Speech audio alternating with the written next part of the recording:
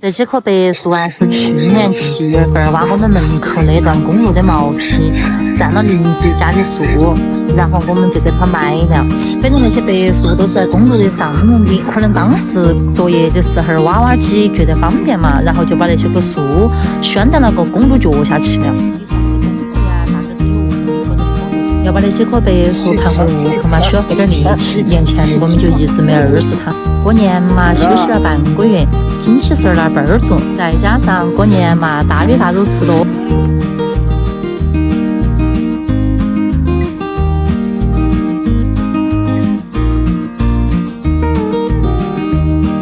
回来的那根树，杨哥打算用来做个推台，其他的啊全部都放在妈那边，到时候拉到街上去改板儿。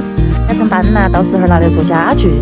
修那个手工具的时候，我突然想起我们屋头不是原本有一个电锯吗？为什么杨哥不用电锯，非得用那个手工具在那儿哈哧哈哧拉呢？我问了他几遍，他都不说。哥那个性格就是你越不说，你就越有事瞒着我，然后我就非得要打破砂锅问到底。年前邻居家有个年轻人过来把他电器用了，然后给我们整坏过了。最后换的时候呢，就喊他们屋头有个7老8十的老人家来换。老人家说把锯子给你们整坏过了，到时候让年轻人来处理那个事。结果此事就不了了之。哎。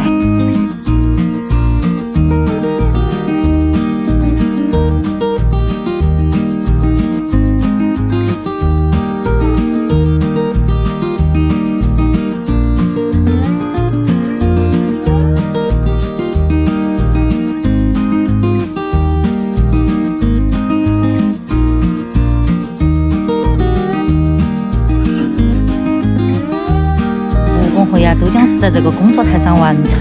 如此简单的一个工作台，能不能缔造出一名优秀的木匠师傅出来，那就还有待朋友们一起去考量哦。回来装修短几个月时间，杨根儿由年轻的小愤青直接变成了油腻大叔，起来呀比之前老成了不少，明显的皱纹加深了，皮肤最大的幸福。差点。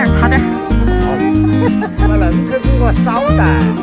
现在把那几根树锯回去，用来做2个脚码。年前我们用的脚码也是借的我们邻居家妖婆婆屋头。我们这儿老家的风俗就是啊，正月没过完就不能去借别人的东西，这样子呀会影响别人来年子的财运。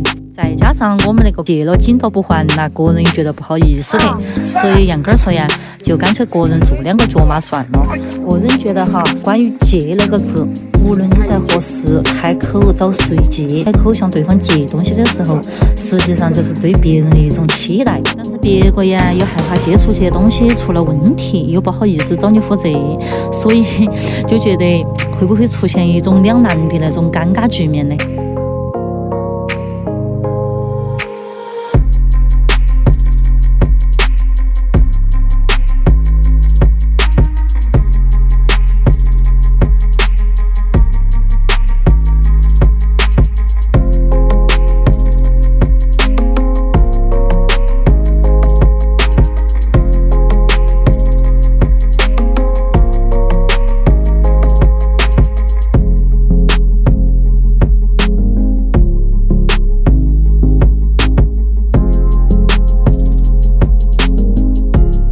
就用到了今年初，终于开始做手，一心提旧了。之前有期作品不是做楼板用了榫卯结构的嘛，因为当天现买细槽刀完没买到，杨根就用竹子做穿戴，做了龙凤榫。果然那期的视频被很多朋友吐槽，为啥子不做公母榫？所以这次的楼梯啊，杨根就打算做个公母榫，看能不能挽回点上次留下来的遗憾了哈。杨根把之前做楼板锯下来的边角料用来做了楼梯的3角支架。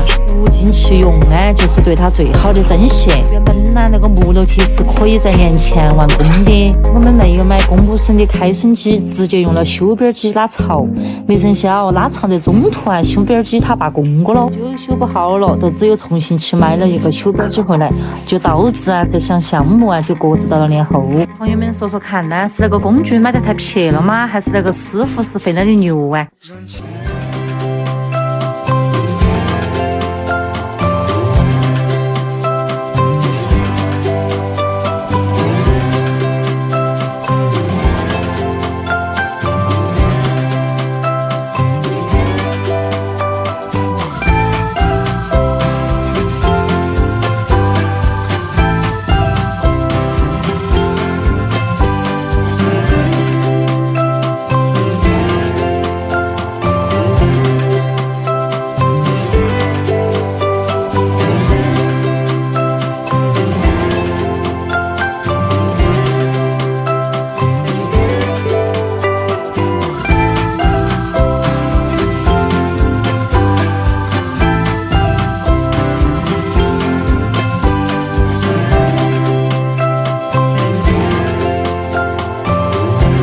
根木头它存在的意义非常重大。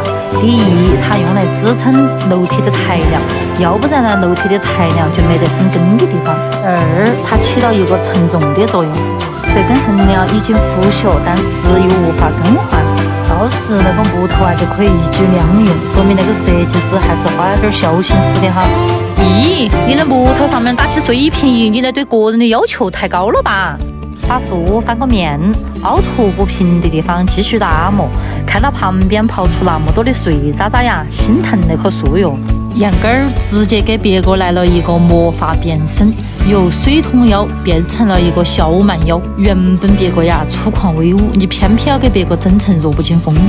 电刨完了不过瘾，居然又用上了手刨。你那是嫌弃没得事做呀，还是觉得个人的劲儿没得地方使呢？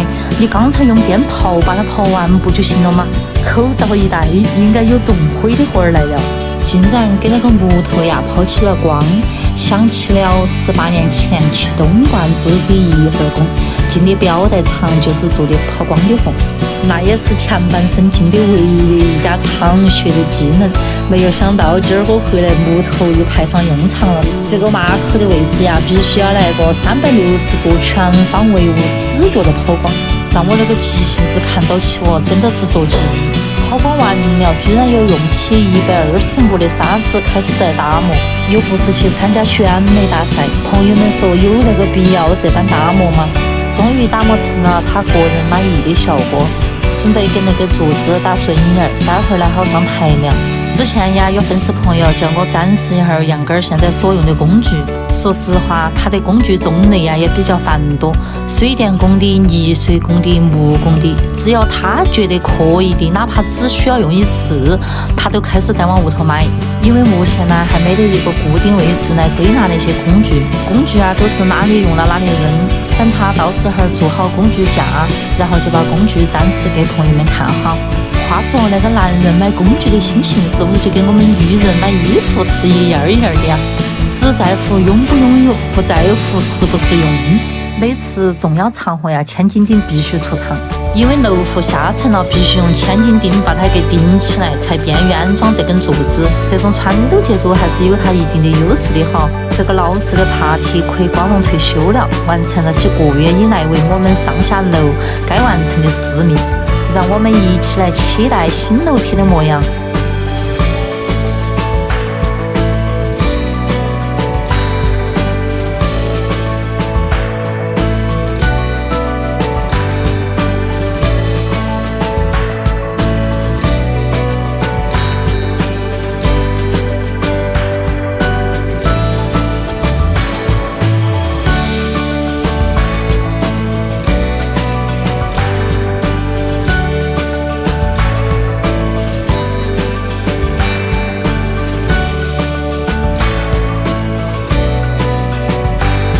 都才好，上是木板，脚下是瓷砖，怎样衔接看上去才不会犯尴尬呢？有些更特别的就是挨着地面一定要防潮，那就只有贴圈的地脚线。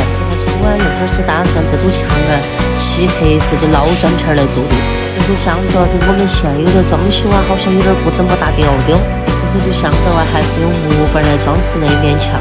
瓷砖上面直接放木板的，好像看上去也不怎么好看，所以他又决定呢在瓷砖上面加一个木条，木条上面呢再放木板，这样子看上去啊就有层次感。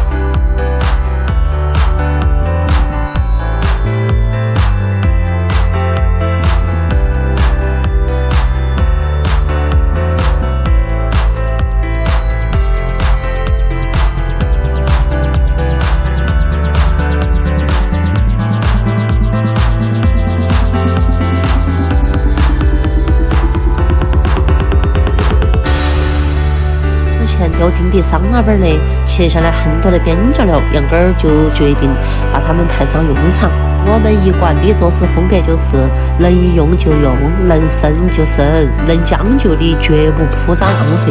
原本以为就这样可以完工了，结果杨根儿他觉得不行，必须要给那些个缝儿来个美人风。没想到啊，嘴巴上下两张皮啊，说话不费力。正儿八经做起来的时候，才发现那个缝啊一根儿都不好给。为了让那个结构角凸起呀，好看又美观，又不把旁边的桑拿板给扶到起，他就想了一个办法，用那个胶纸把四周给贴到起，只留下一个缝缝儿，这样子啊，结构胶就不容易粘到旁边的桑拿板上去了。打那个结构胶又没得专业对扣的工具，杨根儿就把那个玻璃胶枪拿过来，来打下结构胶。接着来的还真的应了那句，只要思想不滑坡呀，办法总比困难多。第二个考试夫妻并肩作战，这种只动手不动脑的活路非常适合我做起就非常的愉快，杨根儿一做啊，那就是忙焦火了的。他觉得那种机械性的活路做起非常的枯燥又乏味，所以你的性格呀，活该让你受累。今儿个呀，时少感冒了，说话呀鼻子误导的，有点抽搐哈，那种只可远观不可亵玩焉的那种感觉，还是比较走心的。还不如那种踏踏实实的走活路来的实在些。他今儿个的工作呀是继续做还没有做完的楼梯。之前呢有粉丝朋友建议说，那几部实体呀也要把它全部做成木梯好看一些。确实是哈，这样子啊看起来整体的调调它才一致。所谓呀一个篱笆三个桩，一个好汉呐三个帮。我们就非常喜欢朋友们在评论区各抒己见，集思广益，群策群力来帮助杨根儿成长哈。现在我们那会儿拿那种木板啦，超级难的买，货源呢比较稀缺，因为一般的别人修房子啊都是以旧换新，木板的用处不大。我们的那点木板呢是打算拿来过床板的，用来做了木楼梯啊，着实觉得有点可惜了。但是又感觉哪一个位置啊都是至关重要的。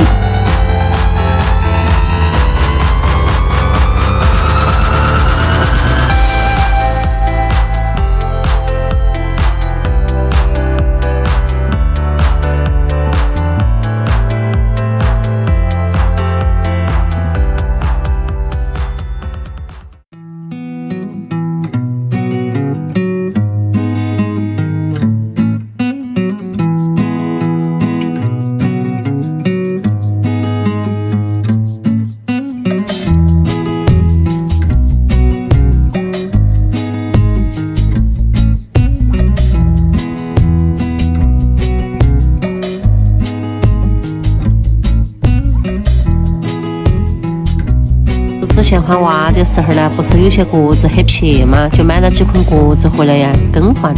结果呀，那锅子没用得完，放在那儿呢也不晓得做啥子，杨根儿就把它们拿来做了楼梯。我怎么突然发现这个靠背板跟这个踏步板调换一下位置，效果会不会更加好呢？你这直接打一排钉子，稳不稳当哦？朋友们说他是不是还要加固一下才结实呀？我的问题，我们再来看下杨根儿整天在屋里做的些啥子活路哎。今儿我的工作呀，就是把这个楼梯上下两处石头平台，然后上面铺成木板。这嘛应该是当初放石头的时候凭着感觉走，没有打水平耶，就把那个石头放高过了，现在尺寸呢就有点不合。这会儿呢就有点费里巴沙的把那高处的部分呢给它打平整。你再打烂的那个档儿就这样草水的把它填起来，后续老说是不是不费摧毁之力就可以在下面做呀？还是照旧用那个格子板来做踏板。这个格子我们2.4米长，买的85块钱一块儿，一块儿有4根。用那个来做踏板呢，这样子就会节约一点成本。每次打磨那些木板嘛，都要费很多时间，那么大的灰尘嘛，合适就行了噻。看嘛，刚刚才看起戴起口罩做活路，一哈哈的时间又把口罩给取代，那么大的灰尘，连粉丝朋友都为你那个肺啊操碎了心，都生怕你2天得那个尘肺病。突然觉得我一天都是个老妈子，把那个嘴巴磕在你身上说都说不清。上一期的视频我问他为啥子踏板和篱板不互换一下位置呀？原来杨根儿说篱板的宽度是18公分，踏板的宽度是33公分。如果把泥板拿来做成踏板的，又要拼接，这样子横拼过的呀，他觉得也不怎么好看。朋友们说说这个楼梯，我们是做扶手还是不做扶手啊？杨根儿最开始打算的是啊，那下面那几步梯啊，他就不做扶手了，楼上的那6步梯子做扶手的，就直接做到房子顶上。但是我又觉得这样子做起来一般有，一般没有，扶手又不好看。朋友们有没有什么好的解决方案呢？麻烦给我们留会儿言，我们好借鉴一下嘞。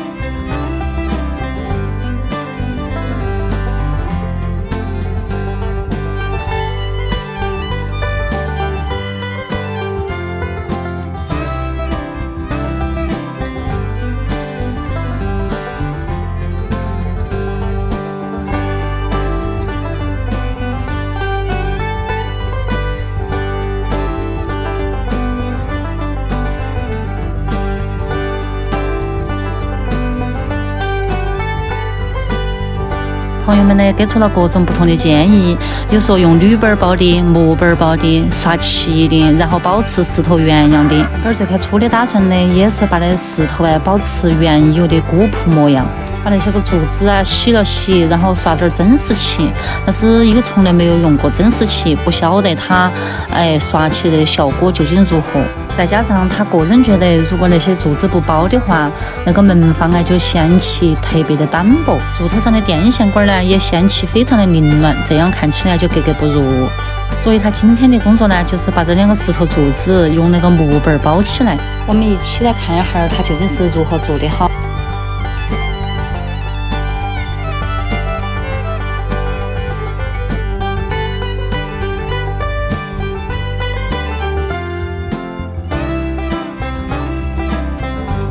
咦，你这又是打算用桑拿板来包吗？发现你呀，硬是把桑拿板的边角料发挥到了淋漓尽致。那男人学会了勤俭持家过后啊，貌似就没得女人啥子事儿了。往后啊，让我的持家的看家本领都无处安放了啊！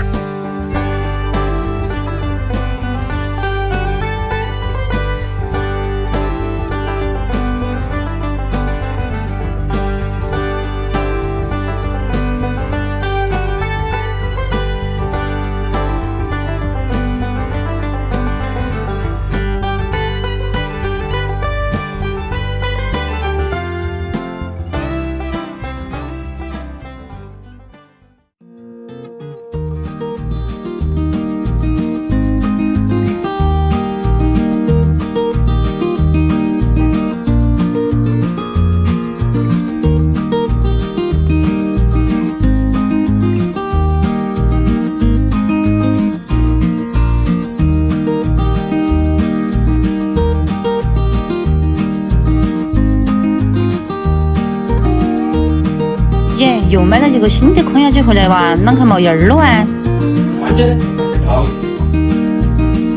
这是之前他花150块钱淘回来一个二手的空压机，买回来呢被他各种嫌弃，又是啥子漏油啊，又是啥子噪音大哟。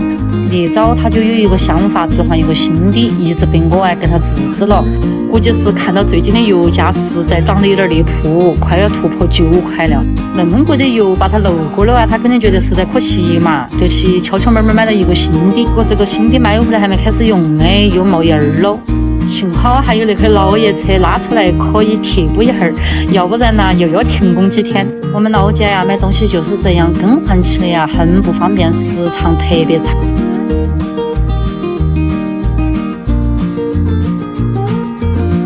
好，今儿个我们就不说跟视频相关的话题了哈，就来摆一个空龙门阵。之前有很多朋友啊说我们是不是脑壳有包，这个房子啊嫩皮，改造起来又那么麻烦，钱呢又不少花，为何不拆了重新来修呢？这房子的外壳呀已经配不上屋里的装修。今儿个呀就来公开的谈谈我们的想法。我们这老家呀，虽然是山清水秀，但是啊，人员稀少。以前那种炊烟袅袅的场景，很多基本的配套设施啊，也还没跟得上。感觉后续我们住在屋头哎，会不会比较孤单又凄凉呢？但是这个老房呢，又是几代人的根，所以我们就打算呢，用不到6位数来改造一下这个老房。只要啊，它比之前的泥巴房的环境啊少好些就行，要求也不高。毕竟我们呢还是上有老要赡养，下有小要抚养的年龄，房子弄完了啊，还是要去想着谋生的事噻。后续回来呀，有个窝落脚就行了。也不晓得我们这想法是不是有点鼠目寸光呀？朋友们，你们的真实想法是啥子嘛？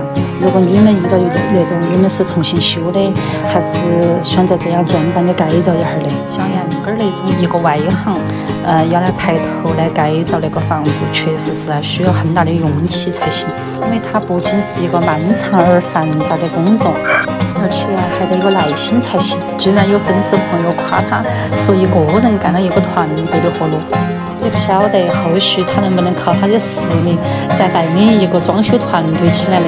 这样子的话呢，我们就能安安心心的在老家扎根了，就不用长途跋涉往外面去奔波了噻。今儿个的龙门阵我们就摆到这儿嘛，朋友们，你们有啥子好的建议，欢迎一起来讨论一下喽。